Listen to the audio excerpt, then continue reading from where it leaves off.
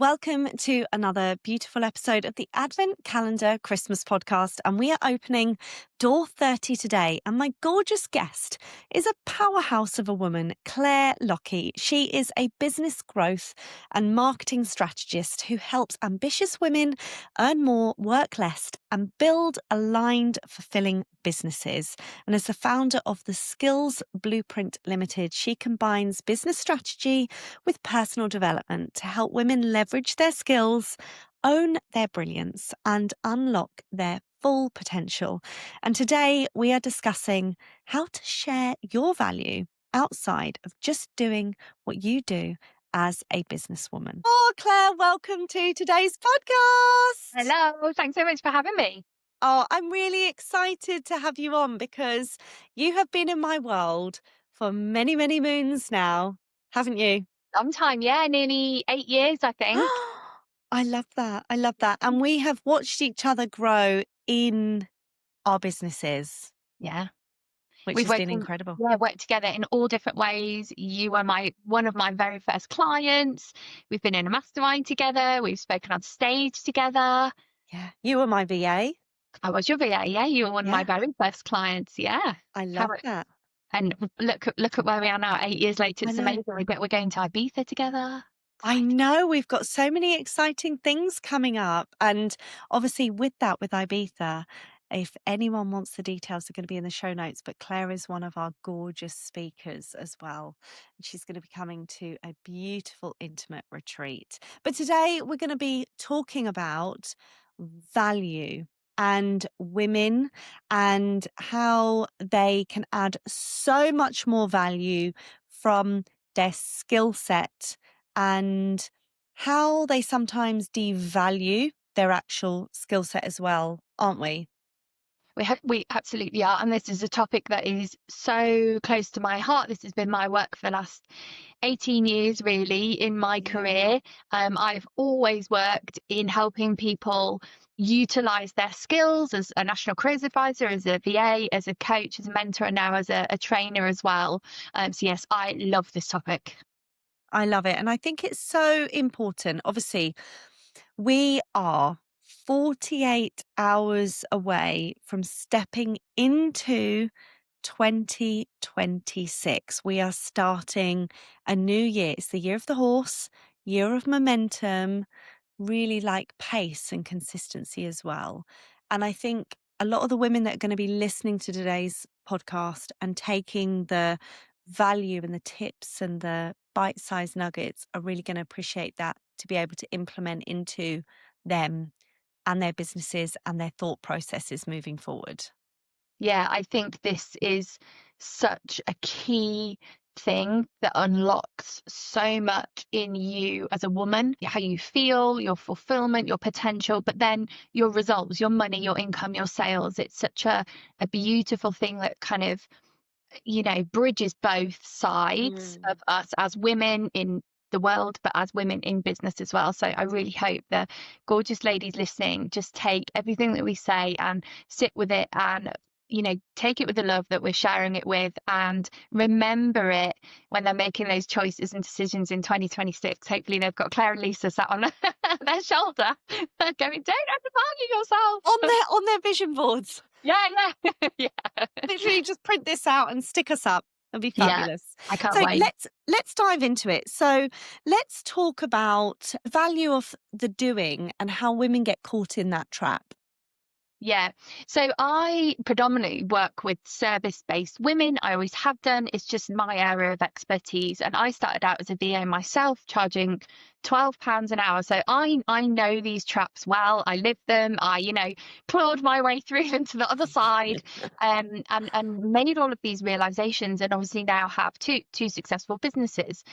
So I think as service-based providers, a lot of women tend to be experts at what they do, but they very much get caught up that their expertise is only valuable in the doing. So, Mm. but what happens there is they get stuck in kind of helper mode. They get stuck in and only seeing the value when they're ticking off tasks, when actually that's just one part of how they add value to their clients, but they're only monetizing it and viewing it in one way. And that results in lost opportunities, lost income, and just undervaluing, undercharging themselves. So this is a lot of what both of us do with our clients is helping women to see their value differently, and it lies outside of just the tasks that they do. Mm, This is the exactly. reframe. Yeah. And I think for women, so if we take like service based businesses such as potential like VAs and interior designers, they feel like they just have to be doing a particular service to get money from it. Yeah, because they're experts at what they do. Copywriter, website designer, and any service-based photographer, interior Yeah. designer, VA. So they're experts at what they do, and they love the doing, and they want to carry on doing the doing, which is great because nobody can do it quite like them, right? And Yeah. that and that's great. We definitely need doers. However, as you get better at what you do, as you become more of an expert, that the thousands of hours of learning, of application, of failures, of wins, of successes. That knowledge is so valuable, and it becomes so valuable outside of you just doing it for people. Mm. So take you, Lisa, for example, an incredible career in property, in interior design, and you've taken all of that knowledge and created a second business where Yeah. you're sharing that knowledge. You're not doing it, you're sharing it and monetizing that. Yeah, absolutely. And I think I'm hoping that women listening to this are starting to think, okay, this is my business model and this is what I'm doing. How can I think outside the box to start to monetize from my skill set? So I've got my services and I do the do, and, I'm an expert at what I do. But how could I start to monetize my skills, Yeah. what I've learned, what I've invested in, the many years, the decades of investing in personal development and growth? How can I wrap that up and sell that as well? How can I monetize that? Because obviously off air we were talking about, from even like conversations and ideas and brainstorming sessions and Yeah. springboard sessions, they are all valuable assets to you and your business. Absolutely. And I think this comes around, it starts with us about reframing what we perceive as valuable. And this brings us to a conversation around time for money, which obviously, as a service provider, lots of, the types of jobs that we've listed often get stuck in that trap of trading time for money. This hour is worth this much. And that is such a capped way, because once you run out of time, you run out of the ability to make money, and you can't magically make more time unless you start getting in associates and building an agency. And not everybody wants to do that. Certainly not what I wanted to do. Yeah. So it's absolutely that. I can, both of us, we can add value to our clients in a 5-minute conversation. It Mm. doesn't take us an hour to add value. Value can be found in asking somebody a challenging question, encouraging them to hold up the mirror. It can be found in asking the right questions, knowing the right Absolutely. questions to ask. That is all so valuable. So this is something I say to my clients all the time, is it isn't your job to assume what other people find value in. Mm. Don't I assume. I It's really love that, dangerous. Yeah, so dangerous. because I think we can all be really, really guilty of downgrading our value as well. And because it's so easy for us to do a particular task or service, oh, that's okay. That'll just take 5 minutes. I'll add that on. And what's water off a duck's back to us, to other people, it would take them maybe months or weeks or days and days and days try to figure that out. But for us, because it's our craft and it's our skill set, Yeah. we can do that with our eyes closed. So we naturally sometimes downvalue that, don't we? Yeah, absolutely. It's very easy to just feel guilty about charging Mm. money for something that you feel so easy. And that, again, this is why it's really, really important that we focus on value. So, a really good example of this is a plumber, for example. Your toilet breaks at home. The plumber comes and he says it'll be £80 to fix the toilet. And you say, yeah, great. Plumber comes along, fixes the toilet, takes him 7 minutes. toilet's fixed. You wouldn't say to the plumber, well, that only took you 7 minutes. I'm not paying you the £80, because what you're doing is you're paying for the outcome, not the Mm, time that it took. And that's what yeah. we need to do. We need to shift to pricing, and pricing on value and pricing on outcome and transformation and result, not the time that it takes. And this is how we can then expand our capacity to deliver, our capacity to diversify our revenue, to monetize it a different way, to bring in new income streams, because you're charging for the transformation and outcome that you create. The plumber knows how to fix your toilet in 7 minutes because he spent 15, 20 years fixing toilets. Yeah, exactly. He knows his craft. 100%, and the client is happy because they've got the outcome that they've agreed to pay for. When you Mm, take time out of the equation with your clients, it doesn't become such a big thing. You just remove it from the conversation. And yeah. that also means that you can price it based on value, Mm, not time taken, because so all skills are not equal. They are not all worth the same money. yeah. Some skills are higher value and they are worth more than others. And when you charge your time and you serve up, it's like an all you can eat buffet, right? You're giving somebody a ticket and you're going, come on, you can have anything you want from Yeah. me, Have it all. all for £18. And we don't want to do that. No. Remember you saying this actually many years ago when we were working together about different services are different costs, and it's not just, it's that one flat rate and you can have all of that. Yeah. And that's a point that's always stuck with me for like all of these years. Yeah, I think it's really important. And so my background is a careers advisor. So I've always worked in skills training. I have a skills focused training company now. Um, and this, I think, brings us to a really interesting conversation around worth. And I Mm, hate the phrase charge your worth, because you personally, as a woman, you cannot charge your worth because you are priceless. You mm, cannot allocate a worth, and your worth isn't conditional on whether clients say yes or no. Your personal worth isn't conditional on how many sales you make. It doesn't change. It isn't conditional. However, your skills have a professional value. Of course they do. yeah. Just like in a corporate career, that's why some jobs get paid £30,000 a year and some jobs get paid £250,000 a year, because the value and the worth of the skills is different. And we need to separate personal worth from worth and value of professional skills. And when we make that separation, we take out the emotion, and it gets far easier to charge accordingly because we're not charging based on emotion. I really love that.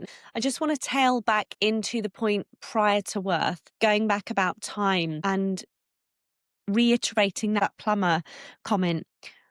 This is something we say in interior design all the time, and something that I teach as well. That we're not pricing for the time, we price for the transformation, like you say. Absolutely. And when a client challenges that, you know, that job is only going to take you an hour. It's like, well, no, hold on a second. I have pumped thousands into my personal development. I can walk into a room, into a blank space, and see it transformed and finished, and have the roadmap there in front of me to then start to bring you through that transformation and that process to get you to your end goal. Regardless if it's going to take me 30 minutes or 30 days, the cost is the cost. And I think women that are listening to this for the first time and maybe thinking, oh God, I never thought of it like this. I want them to just sit in this space of this conversation and take this in, because this is why I'm so against hourly rate charging. Some hourly rate charging is absolutely fine. Like if you go do a site visit, it's an hour and a half, you can charge that. But when it's project work, regardless if you're a VA and you're doing a bank of work, you cannot charge by the hour, because like you said, once that hour's up and the client runs out of money, what do you do? Do you stop the project and be like, oh, by the way, you've run out of money. I've done it now. I'm not continuing. So that's why it's so important to actually put your value out there and showcase your value, because you are pricing for a transformation. You're not pricing for an hourly Yeah, rate. and people value different things. So I think Mm, when people make the shift from a generalist to a specialist, so when they start to package their brilliance, to step into that, to own it, to claim it, and position themselves as that expert. And I always say to my clients, a lot of women don't like the word expert. They feel very uncomfortable with it, and that's okay. Sometimes we make words feel too big for us, and that is society. That can be yeah. conditioning.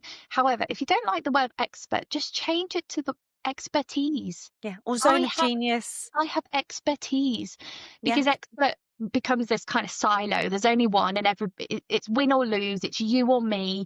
Take that out and become, value your expertise, your zone of genius. When we do that, one of the things about value and charging time for money, particularly, is that you are never the one that benefits as the business owner, because you get quicker, you get better, and clients just get more and more and more from you, and you aren't able to Mm, manage those expectations. That's one thing to really consider. But when women move from generalists to specialists, when they own their expertise and they find that niche, they are viewed differently.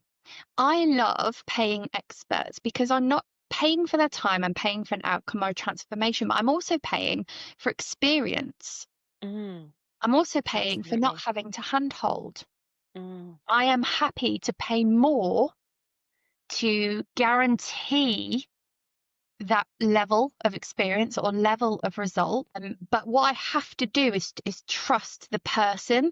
And what I do is I look for evidence. So I'm checking their social media, I'm seeing how they show up. So it's one thing saying it, but a lot of the work here, Lisa, is our clients and women listen to this, is them doing it, mm, is the identity work. It's so important of how are you portraying yourself as an expert. If you don't believe in what you do and the results that you get, how can you expect anybody else to? mm, People don't mind paying more, but they have to be more assured yeah. in what they're going to get in return for that. And I think that also comes down to how you position yourself across your platforms, your social media platforms, as well as your website. And I always say to women, we are in a day and age where people can access you at a drop of a hat. So they will 9 times out of 10, if you don't use maybe Instagram and you're more on a Facebook or LinkedIn, 9 times out of 10, a client or someone is going to get on Instagram and just search you like a Google search bar. And they're going to see, are you active? What are you doing? What's your business like? What have you done before? They're going to do their digging. And we're so privileged and lucky that a platform such as Instagram or Facebook is free. So it's like a free online portfolio to showcase your expertise, your voice, and really stand in the value that you provide. So when clients are going on there, they can digest within most probably 30 seconds, if not before, who you are, what you stand for, what you're offering, and what you've done for others. And they can make an executive decision in under a minute whether they're going to hire you or not. Absolutely. And that's so key, because having your USP is, there's only so many ways to package the work that we do. There's only so many Yeah. ways to write website copy. There's only so many ways to build a funnel or a sales page. There's only so many ways to design a living room, right? So a lot of this is another common mistake that I see a lot of women make, a lot of my clients make, is that they think the value and the USP is in the package. And it's Mm. not at all. It's in you. Yeah. You are the USP. Yeah. And we put all our effort into trying to make our packages kind of spangly and all the bells, whistles, and Yeah. convoluted. And it doesn't. It's your results in you and your personality is the deciding factor. Because if you've got three people who all do the job, who can all achieve the outcome, and are all at a similar price point, how are you going to pick the person that you want to work with? You Mm. pick the person that you like the most. You pick the person that you align with the most, the You people resonate with. you feel most connected to. And that's Yeah. maybe they'll go, oh, they've got a yellow Labrador too. Or, Yeah. oh, we've got boys, she gets it. And it could be Mm. something as simple as that, that is the Yeah. deciding factor. Yeah. And that's why it's so important that we are vulnerable and we share that, our heart and soul and our personalities as well, because Yeah. that's so important in this work too. And I think so many women, certainly when they're coming into the creative industry and the design craft, they think they've got to have, the best designed website, everything mapped out, and, the colors and the fonts and everything has to be beautiful and perfect. And actually, yes, whilst we need to have a brand identity, but we need to start showing up as ourselves. Our raw, real self, to build that community, to showcase our value, to showcase our skill set, because it's not just like you say in the services, it's in us, and it's how we present ourselves and what we can do and how we can get you from A to B. And like you say, if a woman is watching on the other end and thinks, oh God, she has boys, she gets it, she's a businesswoman, she's a working mum, I kind of want a bit of that, I want to do that, they're going to go to someone like that rather than someone that maybe has a very static website, doesn't do maybe much video, has a faceless account. They're going to be like, well, I don't really know that person behind the brand, and they don't actually have much social proof, and I can't see any testimonials, and I can't see that they've worked with many people. So actually, I'm going to go to the person doing all of this because she comes across more raw and real, and I can see the value that she could add to me in my business or however. So In I think that's a marketing, really key yeah, trick. we're always looking in marketing for relevance and resonance. Relevance, resonance, and repetition are the three Yeah. key things. And I'll just really quick story. People might be able to see my wallpaper. If you're on the audio, you can't see it. I'm in my office and I've got some pink wallpaper with tigers, cheetahs, spotty leopards, all pink, Oh yellow, my blue, God, green. it's Very bright. fabulous. I It's love it. gorgeous. And the reason is I have two very colourful brands, very bright, very pink. They're not kind of bougie, aesthetic, kind of minimal. They're very busy, but that's who I am. And I very nearly didn't. So my branding designer has done both of my brands across both the businesses, but I very nearly didn't work with her because on her Instagram feed, I couldn't see myself. All she shared was examples of black, sleek, minimalistic coaching websites. And I said, I love you, but I don't see myself in your work. So I don't think you're my person. And she said, oh Mm. gosh, I'm absolutely your person, Claire. And we had a Uh, conversation and she showed me some different work. So it just, that's the point is there has to be yeah. that resonance. We have to see ourselves in your Yeah. stories, in your content, in you, in your, story. Yeah. That Yeah. resonance has to be there. So, three quick tips just on this while we're doing it quickly is I want you to think about listeners. I want you to think about why do you want to be known? Mm. Why do you want to be remembered? And why do you want to be chosen? I If love you that. can write down three statements, I want to be known for this, I want to be remembered for making people feel like this, and I want to be chosen for this reason. That's three really key clarity pieces there in your messaging. I love that. And that can obviously resonate across their website and their socials Core and messaging. core messaging to take forward. And I think also with that, it's going back to that very original piece at the beginning of the podcast of, we just see our value in the doing. And actually, if we want to be chosen for X, Y, and Z that's out of those maybe doing activities, then we can also add that to our skill set that could branch off into another craft, such as, workshops or mentoring or videos or coaching or something like this. And I think both of us are prime examples with this. Like you said, with me, I have a property development company, I have an interior design company.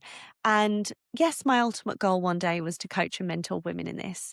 But I've spent 15 years in my crafts, really, investing my time learning and then packaging up all of my skill sets. Even just sitting down having a conversation with a woman for half an hour will transform her life, will transform her business. Doing a brainstorming session, doing a strategy day, things like you. So it's not just we're sitting doing an activity, we're doing a physical piece of work in our business and we get paid for it. We're sitting even having a conversation and there's an exchange of monetary value there because we are giving another woman the skill set to implement into her business as well. Absolutely, and it's such a key shift of seeing that value outside of just ticking off tasks or just being a doer. Mm. And that is an identity shift as well. It has to start with you seeing that first in yourself before you can then go on. But yeah, learning how to monetize and leverage your skills is the game changer. Bring in new revenue streams to expand your capacity to do what you do in different ways, doing it with people, doing it for them, teaching them, consulting them, courses, Mm. webinars, in person, passive. It just opens up so many opportunities and doors. I love that. And I think let's just kind of talk about sometimes the feelings that women get when they're afraid or they have a fear of stepping out of all they know is that they just think, no, no, no, I just have to be doing the doing to get paid. Let's talk about what women could experience, the fear around that and how they break free from that. Okay, so obviously, I think imposter syndrome is such a common thing that we all go through and we all get Mm. at different points. There's the couple of points that I would love to make on this sort of part of the conversation is our comfort zone. I always say to my clients, I don't really believe in stepping outside of your comfort zone because that feels really vulnerable, doesn't it? That feels risky because we're stepping outside of it fully. What I say is let's get better at making the comfort zone that we have bigger. Let's get more comfortable doing things that, cause discomfort. So over time, they no longer feel uncomfortable. So rather than it having to be we're constantly in our little bubble and we're constantly having to throw ourselves out of it to the walls and then scamper back in, let's kick out that circle and Yeah. let's get more confidence. And this is a huge part of the work that I do and I'm really passionate about is we spend a lot of time and energy in business in looking at the wrong things. We spend Mm. a lot of time seeking to control things that are outside of our control, trying to manipulate situations to get results when there isn't always an answer. What we actually need to do is get better at sitting in uncertainty. Absolutely. So that's one thing. And another little analogy I'll share with you because my clients love this. If anybody played Super Mario when they were kids, if your kids play it now, I always say today where you are in your business right now, whether you're new or whether you've been in business a long time, you are at a Mario save point. Right? Mario has gone down his little green flag and he's saved his progress. Yeah. He's gone into his next level and there's risks. There's mushrooms that will get in. There's tubes that he can fall down. Bowser might bonk him on the head, right? But it doesn't matter because anything that happens, he doesn't go, if he dies, he doesn't go back to the beginning of the game. He goes back to his last save point. And you're at a Mm. save point today, whoever is listening, because you're already doing it. Yeah. You already know that you can achieve what you're currently achieving. And when you look at it like that, you've got nothing to lose by trying something new. Because if it Mm. doesn't work, you'll just come back to your reset point and you'll try Yeah. again. The same I as you do in love Mario, that. I right? So love you're at your that. Mario save point. Love that. You are at your Mario save point and it doesn't matter. You just Nothing jump to back, lose.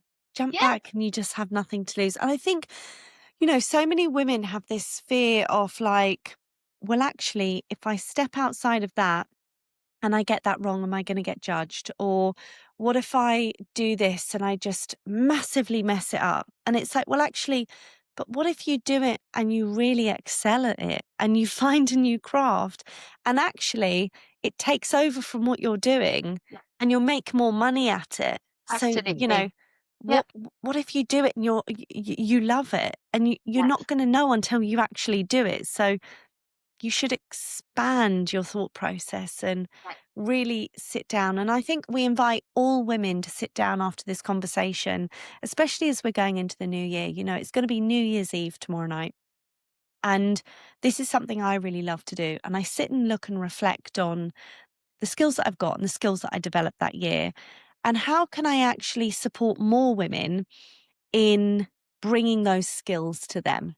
And what does that look like? So I invite every single woman listening to really think about what are the skills that they have learned in 2025 and how could they monetize on them? moving into 2026? An exercise that I do with my clients is like an opportunity mapping exercise. Oh. Is exactly that, really looking for the opportunities. A test that I give to my clients, which they find really, really helpful, coming back to that conversation of when we get stuck in helper mode, is have a piece of paper on your desk. And as you go into the new year and you're working with your clients, put a column down your piece of paper and put doing in one column and put not doing in the other column. And I want you to list all of the times that you find yourself doing something that is a doing task, right? That you're adding value by doing. I made a sales page. I wrote the copy. I did this. But what I also want you to do is I want you to note down all the things on the other side of the page where you're adding value that wasn't a doing. Is I Mm. gave my client an idea. I helped them find clarity. Mm. I challenged them. I made them feel better. I held them accountable. All of those things, because once you physically yourself see on paper just how much value you are adding outside of the doing, that's where you can start to say, right, what can I do with this? What could Mm. this become? This could become a package. This could become a power hour. This could become a worksheet. This could become a course. This could become a webinar. Mm. And then we start to think about one to many. We start to think about scalable ways to leverage and monetize our income. I absolutely love that. I think that is such a gorgeous activity to do. And for any women that are listening, if you do that activity, please reach out to Claire and myself to kind of share with us, what the outcomes are. It's realizations. Yeah. Yeah. What are you going to do in 2026 that's different? So, Claire, before we obviously wrap up the podcast, before we leave and we step into a gorgeous new year, another year together in each other's Yeah. world, what what would be the one last piece of value or a message that you would want to leave the women listening with today? I think just do the work, do the inner work, do the identity work, because I spent the first 4 or 5 years of my business with the mentality and the attitude of like, I'll just work harder. Mm. I'll just work harder, and it'll be fine. I'll just do more, I'll take on more clients, I'll do more, more, more. And it's not a great strategy. And then I started realizing there's something in this mindset work. it it works for a reason. Oh, Um, it does yeah. work. And a lot of the time we have what's called an identity lag. Is we haven't caught up with the woman that we've become, and we are still operating from the mentality of the woman that we were.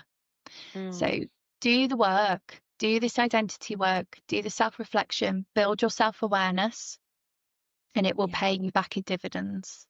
I love that. And it's so important to do that work. And for many, many, many years in business, if I go back to, you know, 2014, 15, 16, 17, 18, certainly in the early years of the studio when we first just met, I always thought it was just business strategy, business strategy, business strategy. I never really got exposed to mindset work or internal work until most probably 2018, until I lost my identity and I suffered really badly with postnatal depression. And I then was introduced to it and thought, this is what the other 1% are doing. They're doing the strategy and the internal energetics. And then the more we obviously expose ourselves to it as business owners, you've got to have the two side by side. 100%. I always say to my clients that no amount of good business strategy can ever outplay a bad mindset. Yeah. Yeah. And I've got a whole training company, the Skills Blueprint, which blends human development with business development, because you cannot have one without the other.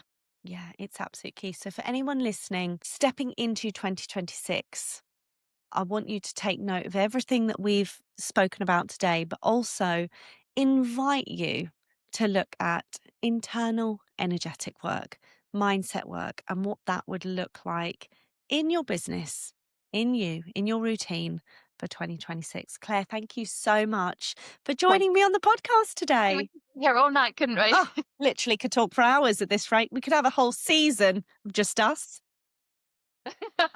Let's make it happen. Yeah. 2026 on the I board. love it. Thank you so Thank you. much.